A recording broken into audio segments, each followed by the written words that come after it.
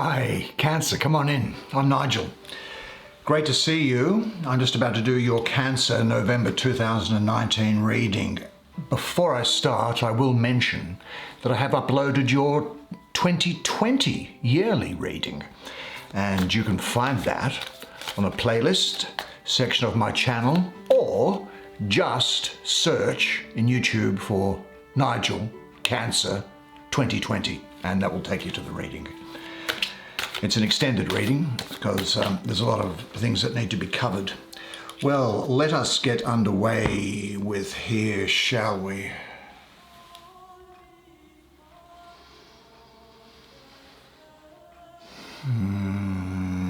That's going to do it.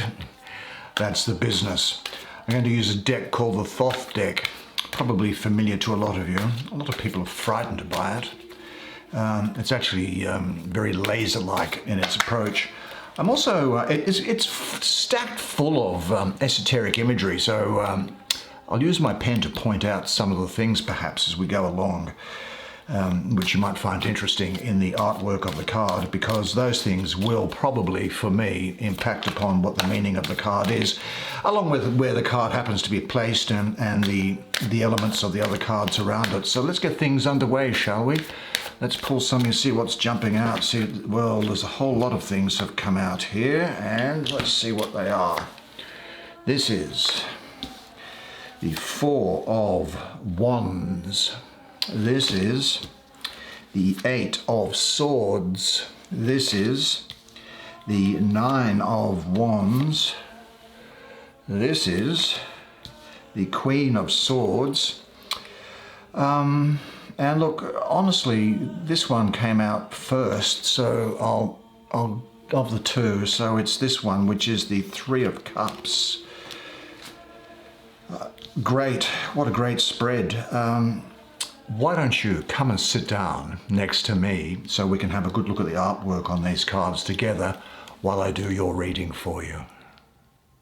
All right, the highly talented and attractive Cancer. Let me see what there is. Let me just reach behind and get this deck here as well.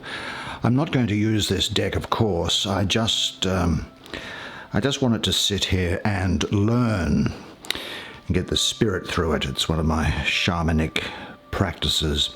Let's deal first with this card here, the Four of Wands. Wow, look at this. This looks fantastic for you. Well, very much for me. It is Venus ruling the third decan of Aries, that 10th of April to the 19th of April type of time frame.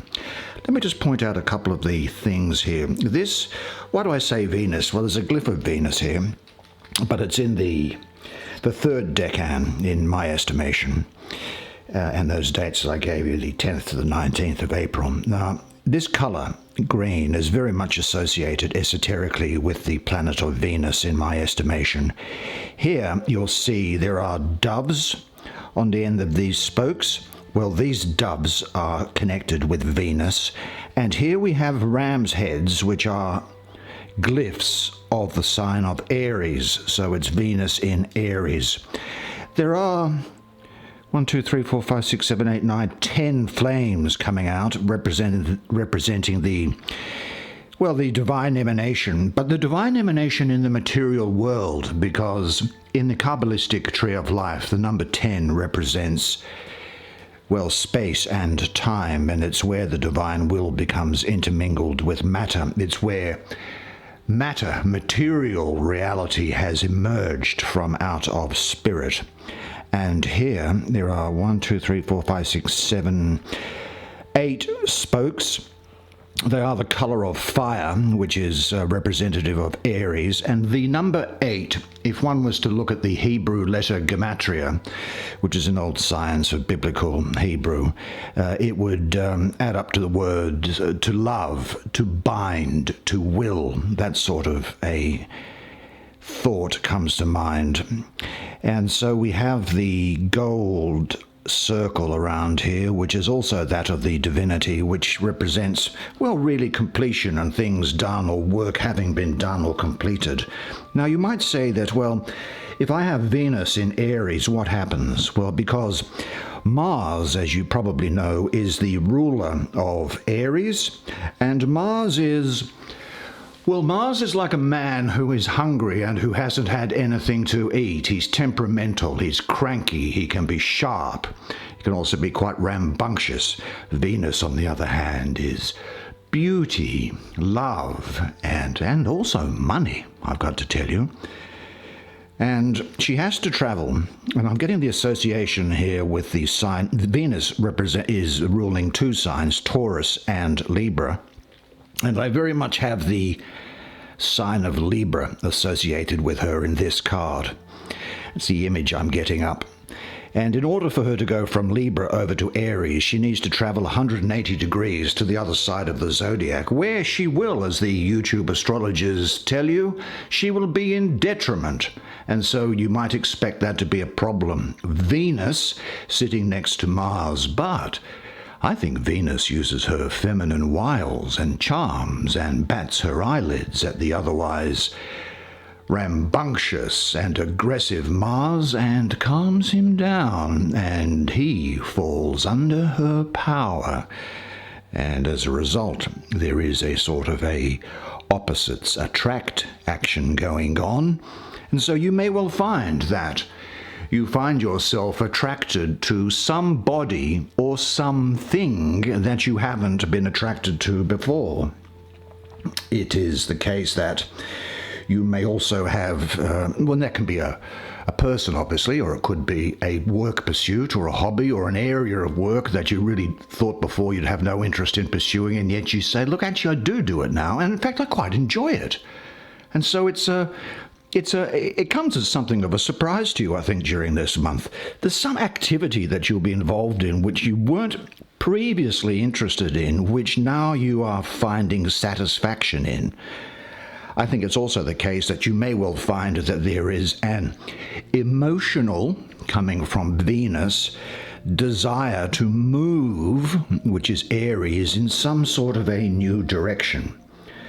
And that new direction that you go in is one that is going to be good for you. I call this card the Lord of Perfected Work, and it says to me that it can also represent, I think, a time in your life where something needs to be completed despite you having a desire to move on to new things or other things.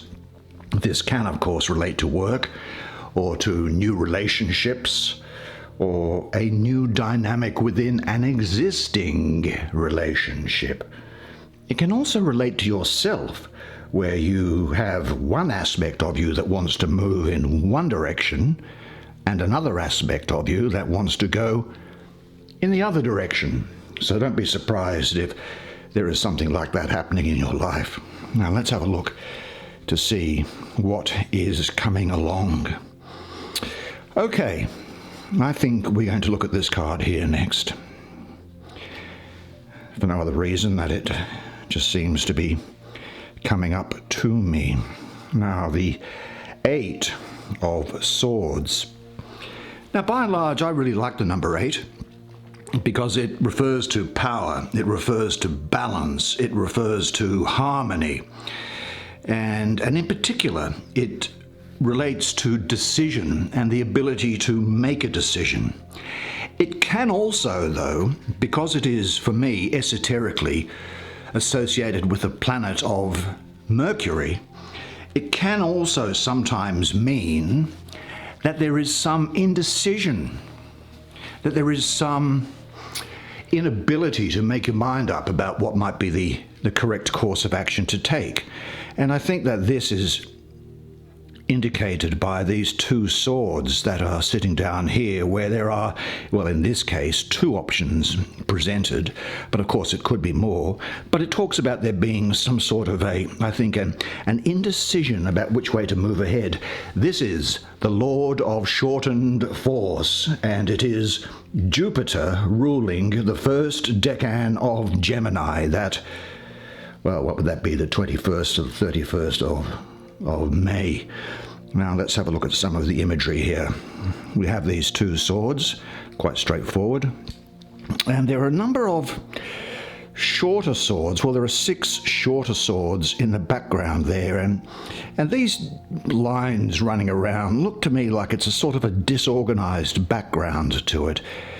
It can mean that, for example, that you've got a couple of choices or a couple of courses of action open to you here, but you are being distracted by things which are, really not all that important, I think, and that's where these other shorter swords come through for me. I think that we have, as I say, Jupiter ruling the first decan of Gemini. Well, Jupiter is the ruler of Sagittarius. And Sagittarius and Gemini are at opposite sides of the zodiac wheel. And so in this case, Jupiter has to move to the other side of the zodiac wheel to get into Gemini, and Jupiter will be in detriment. And its force can be considered to be weakened, I suppose. It's in detriment. And Jupiter is, I think, further weakened by the inquisitive nature of Gemini, and it inhibits Jupiter, I think. So a weakened Jupiter means that you really can't get what you want. Let me just pull that out. But it's not a sentence. I'm really saying it is that you can't get what you want due to too many Gemini, and that's these swords crossing this way, I think, distractions, which may or may not be self-created. You might think that you are the victim of sheer bad luck, or that you are somehow being held back, or that there are unforeseen obstructions in your life. But I'd remind you to say this, because it's never say I can't. It's quite all right to say I'm having trouble, but I'm not finished yet. But don't say I can't. And you might, in an overall situation, be having a hard time about, I think, which is the best option for you to take. You could be having what I call analysis paralysis, where your energy is like this energy in the background here, scattered on endless, unproductive thoughts. But a solution is to take time out and do something different and let Jupiter come in and do its work and let things settle, and you will then come back with new eyes, I think. It could be that you've been, well, to be blunt, wasting time. I'm looking at these things in the background here again, these shorter swords. It could be that you have been wasting some time on new things which really aren't all that important in the scheme of things. Having said that, let's have a look at this card that's in the center here. This is the 9 of Wands. Okay, well, first of all, the 9, beautiful number. It's the sacred number. It's the number that always turns back in on itself. 9 2s are 18. 1 and 8 are 9, 9 3s are 27, 2 and 7 are 9, 9 5s are 45, 4 and 5 are 9, and so on. You can do that forever, and it will always turn back in and add up to the number 9. This is the Lord of great strength. Now, what do we have here? We have, for me, I think it's the moon ruling the second decan of Sagittarius, that 3rd to the 12th of December. Let's look at some of the imagery here. Now, we have a number of wands which are coloured red, which of course is the sign of fire. And fire, Sagittarius is a fire sign. Let me just count these moons here. There's 1, 2, 3, 4, 5, 6, 7, 8, 9 moons, 8 on the top of the wands and 1 down the bottom, adding up to 9 moons on each of the wands. Now that's also the card here, number 9, but also 9 represents an area of divine emanation where all the divine spirit and work has been marshaled, has been pulled together before just before the emergence of the material universe into space and time in matter, just as I think we were discussing in relation to this area here. So this is the stage just before it, and there are, I think, 1, 2, 3, 4, 5, 6, 7, 8, 9, well, there it is, 10 flames coming out from there, which is talking about the material world. Now up here there is the moon, and in the middle of the moon, why don't I pull this in a bit closer for you? Here is the solar disk, and in there is the moon. Now the moon represents subconscious, and we have the solar disk coming in here, which represent consciousness. So we have consciousness piercing into subconscious with the arrow of Sagittarius. And remember, I'm saying it's the moon ruling the second decan of Sagittarius. And we have the balance of the sun at this end of the card and the moon down at this end of the card. Well, that's very interesting, but what does it all mean? Well, we certainly have a double dose of the moon, because the 9, as I say, is associated mystically with the moon. And we have the moon ruling the second decan of Sagittarius. So we have a double lunar influence, as the moon rules both the decan of the sign and this number 9 here. Well, what does this mean? I think that we can say that this card is, well, it's entitled Strength, and I do call it the Lord of Great Strength. I think it's important to say that this is really about endurance, where you reach into yourself, and that's where that arrow of Sagittarius and the piercing nature of the sun into the moon, where you reach down into yourself and discover new depths of strength and power that you never thought that you had. Now, you may encounter obstacles, of course, but you'll have the strength to overcome them. That's the important thing. Now, when this card shows up in this position, as it has done for you, I think what it is saying is that you can be reassured that you have what it takes to get by, even in times of difficulty and stress, because inner strength is going to rise up and guide you towards your goal. In the process, you'll learn more about yourself and your abilities, and you'll gain a new all-round perspective which brings security and self-confidence. Let's have a look at this girl here, the Queen of Swords.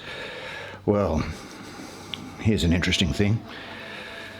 The Queen of Swords, well, first of all, the throne that she is sitting on is that of a cloud, isn't it?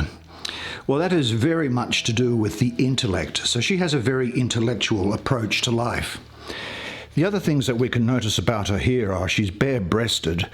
So she's a person who actually has no difficulty in opening herself, being open to the world and to other people. She is carrying a sword here, which means she cuts through things. Things that may have been arising here. And I think that's what is happening. She cuts through things and gets to the heart of the matter and is able to make a decision because she's using her intellect. This crown of hers is really just a big mass of crystal, isn't it? And that shows the power of the intellect. There's a cherub's head sticking up over the top of it. That to me signifies taking a fresh look at things. And this severed head here, to me, clearly represents cutting past old patterns of thought, cutting past old problems, getting on with things and putting the past behind you and making decisions and being intellectual about the problems that are before you. Now, which is sometimes something that you need to do. You need to, I think what this card is saying is tone down the emotion meter and allow your intellect to come through. Well, who is it likely to be? Could it be It could be somebody in your life. If it's a person, it's a Virgo, I think, or it's a Libra. Libra, of course, is all about making clear decisions based on fact and fairness, which is similar to this queen herself. She is very graceful, very perceptive, a keen observer, a subtle interpreter, intense individualist, confident and gracious. Do you know, people like her can acquire intense love and devotion from the most unexpected quarters. I think it's clear to say that what she has to say for you is that, look, you must use your intellect to make an unbiased decision about a situation. And again, it's no coincidence that these things come up, is it? So use your intellect to make an unbiased decision about a situation. Compassion and empathy may distract you, so you must go with your head and not your heart. It's not a time to beat around the bush about a situation. Decide and act, and cut through old patterns and masks, and have the courage of your convictions. I'd have this thought in mind during this period, and it is this: my only duty in life is to remain true to myself. Now, you can't change the world, but you can change yourself. What does that take us to? Well, it takes us to the Three of Cups. Now, this is what am I getting here? The Three of Cups. Well, the Lord of Abundance is what I call the card. I love the number 3 as a general rule because it talks about extension. It talks about expanse. It talks about gestation, almost in the same way that a woman who is pregnant gestates a child within it that grows slowly and bigger and bigger. That's the general energy that's coming through here. It is for me, and I'm getting a look at this imagery. Let's have a look at it. There's pomegranates here. Three cups made out of pomegranates. Let me count the lotuses. 1, 2, 3, 4, 5, 6, 7, 8.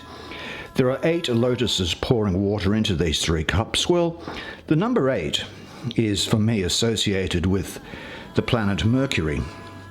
And this is obviously a very nurturing card. You can see there's growth, and it's full and it's balanced. And the sign that comes to mind is Cancer. So I would say that it is really Mercury in the second decan of your sign, Cancer, that period of the 2nd to the 11th of July. Well, Cancer is the most maternal of the signs and well placed in this number 3, I think, which is about gestation and growth. Well placed. Cancer people like you really can communicate with feeling, conveying a sensitive, sometimes withdrawn, but always thoughtful, gentle, and intuitive nature. I think that what we can also say here is, let me look at some of this imagery further, because it's interesting. Because the imagery is showing up to me as Mercury due to these things. It raises an interesting area of Greek mythology. In the Greek myths, Zeus, who was the king of the gods, had a daughter, Demeter. She was responsible for growth and fertility across the world, for the growth of crops and for the production from the lands. She had a daughter, Persephone. Now, Persephone was out gathering flowers in a field one day when the god who was the king of the underworld, Hades, the place where the dead went, sometimes called Pluto, and I will call him Pluto because the underworld is also known as Hades. Anyway, on that day that Persephone was out gathering flowers, the ground opened up and Pluto came up out of Hades with his horses, and he grabbed Persephone. And he ravished her, to put it mildly. And he took her back down into the underworld, where he was to keep her either as his wife, to be charitable, or prisoner, probably more the case. Now, Demeter came looking for her daughter at the end of the day and couldn't find her. She just saw all the flowers that had been strewn over the field where her daughter had been prior to her abduction. And she went everywhere, all over the world, looking for her. And as her concern and her grief increased, things stopped growing. The crops failed. It became winter. Now, and people began to starve. Now Zeus, the king of the gods, saw this, and he took his messenger, the word of God, if you like. He said to his messenger, Mercury, go down to Hades and have a talk to Pluto and see if she can be released. Now what's interesting is that down in Hades, if anybody ever ate anything in Hades, they were condemned to remain there. And Pluto, now Persephone didn't eat anything when she was there, whether out of stubbornness or out of fear or what have you. But ultimately, Pluto prevailed upon her to eat just a seed of a pomegranate. Just a seed of a pomegranate. And that condemned her to Hades. Well, Mercury came down, heard about this, but he negotiated with Pluto and said, look, the circumstances in which this has come about don't really fit in with how we'd like to rule the universe. And so you must at least let her come up for some time to be with her mother, because everything's going astray up on the planet Earth. And so it was agreed that Persephone could come up for 4 months of the year. Some people say 6.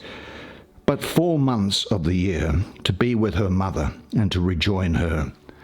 And when Demeter had her daughter with her, she was filled with joy, and the crops came back to life. Things started to grow. It was spring, it was summer. And humanity was able to live again. Then, at the end of the allotted period, Persephone had to go back down into the underworld, and Demeter became distressed again, and things stopped growing, and then we had winter. And that is why it was said people planted grain at the end of fall or autumn, and it lay in the ground all through the winter, and then sprouted up during the period of spring. I think what we can say that this card is saying to you is this, is that there will be an abundance of love in your life. There is the birth of an idea, a goal, or you may even hear of the birth of a child or of a pregnancy, I think. I think it will be important to share success with others. Life feels good, and it's a good time to tell other people that you love them. It's also a good idea to boost the morale of other people. There are certainly, I think, 3 very special people that you need to say to them that you love them. And as I say, it's a good time to boost the morale of others, because this is talking about an abundance of love, right? It's of love where the abundance is. And love, of course, is shown in a number of different ways. Love can be shown in a romantic sense, but it can also be shown just by the actions that you have, even to third parties, to strangers. You will come to love, I think, and take this time to consider, I must love all of God's creation, the whole and every grain of sand in it, love every leaf, every ray of God's light, every animal, every plant, love everything. If you love everything, you will perceive the divine mystery in things. Once you perceive it, you'll begin to understand it better every day, and you will come at last to love the whole world in an all-embracing love. The only way to be happy is to love. And unless you love, your life will flash by. Do good to them. Wonder, hope. Go to a stranger in a shopping mall and say, not in a weird way, but I love that colour on you. That looks fantastic. And say compliments like this to people who you think would not ordinarily have compliments provided to them. Say someone, you look great, or I love your hair like that. Because when you do, you will make everything come back to life within that person.